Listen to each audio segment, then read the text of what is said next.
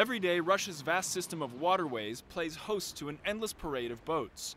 Barges, ferries, hydrofoils, and now, recreational yachts. It's Moscow's annual Yacht Fest, bringing together boat owners, dealers, and corporate sponsors. For 4 days on the Moscow River just west of Gorky Park, there were sailboats, powerboats, even an antique steamer. Orders for luxury boats have skyrocketed in recent years as rich Russians catch on to this latest fad. The lakes that surround Moscow, they are overloaded. Georgy Zagurov is a real estate developer who uses his speedboat to show clients around. It gives you a good opportunity to entertain your friends, your clients. With popular models starting at around $60,000, motor yachts are the ideal purchase for the not-quite oligarchs ready to take their leisure time to the next level.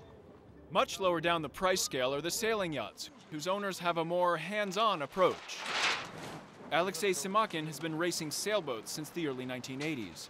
He says sailing has a wide appeal and that you don't have to be a millionaire. It's open for anyone, from poor people to rich people, from 6 years old till 60 years old. But at the Yacht Fest, it seems all eyes are on the big boats, the smaller ones doing what they can to compete for attention.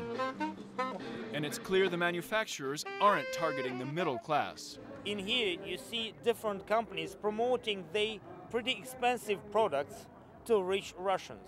Quite a few people that are not even allowed. You've seen quite a few barriers that do not let people in here.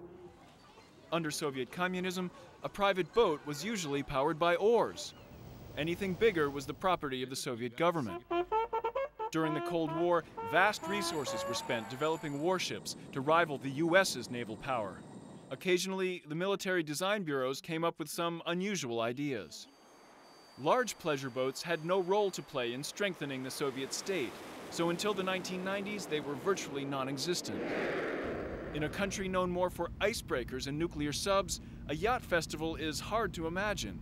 But with Russia's consumer capitalism at full throttle, it was only a matter of time before people would parade their private yachts past the Kremlin. And who can blame them?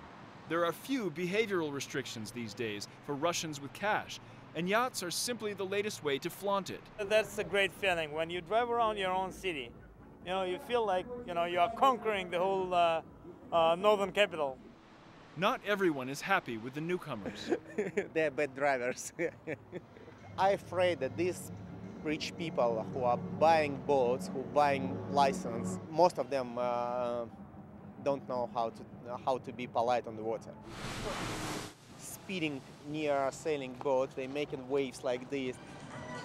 And with demand for private yachts on the rise, some fear that Russia's river traffic may soon resemble the car traffic. But for now, there's still enough open water here to go around. Dave Grout, CBS News, Moscow.